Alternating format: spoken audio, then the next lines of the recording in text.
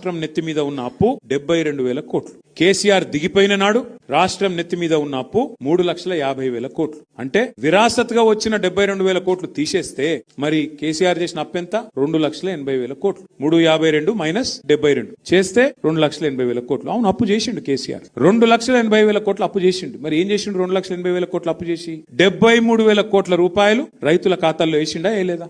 జిల్లాకు ఒక medical college, nursing college పెట్టిండా పెట్టలేదా? 1,022 గురుకుల పాఠశాలలు పెట్టిండా లేదా? కరెంటును బాగు చేసేందుకు 50,000 కోట్లు ఖర్చు పెట్టి కరెంటును బాగా చేయలేదా?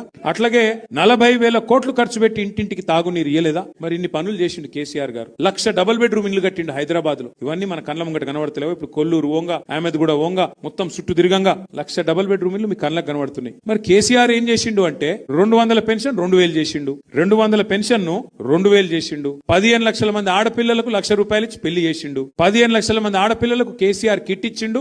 ఆడపిల్ల పుడితే 13,000 ఇచ్చిండు. మగ పిల్లగాడు పుడితే 12,000